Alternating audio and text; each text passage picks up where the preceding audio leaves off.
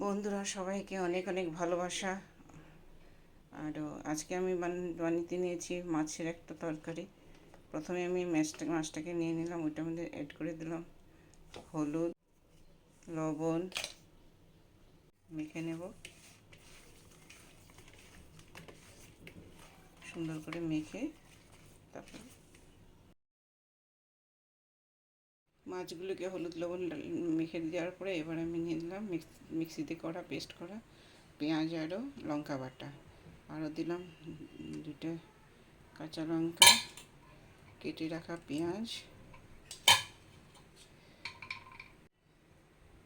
একটু করে তেল, আরও ধনিয়া পাতা। এবার সবগুলোকে ভালো সুন্দর করে মেখে নেব।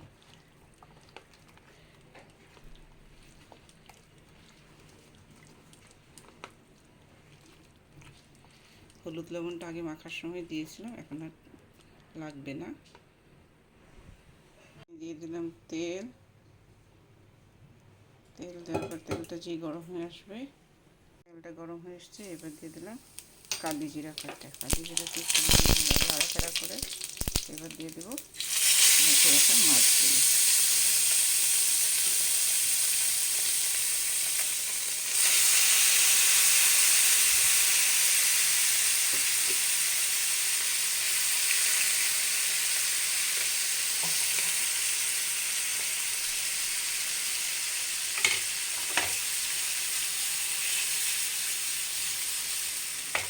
এখন গ্যাসটা কমিয়ে দেবো একদম।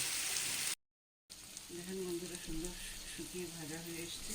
এবার আমি আস্তে আস্তে উল্টে দেবো। একটু লাল লাল হয়ে আসলে টেস্টটা শুধু বেড়ে যায়।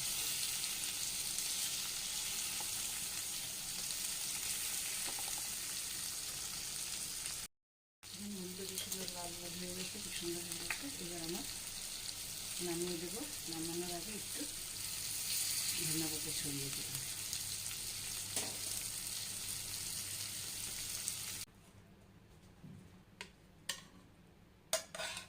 একটা মাছও ভাঙেনি, দেখেন। কিন্তু এটা বানানোর সময় একটু শস্য বাটা দিয়েও নামিয়ে করে। আর একটু লাল লাল হওয়ার জন্য রেড চিলি পাউডার দিলে একটু লাল লাল হতো, যেহেতু আজকে আমার বাড়িতে ছিল না তাই দিইনি। ধন্যবাদ বন্ধুরা, সবাই বানিয়ে বাড়িতে খেয়ে দেখবেন, খুব ভালো লাগবে।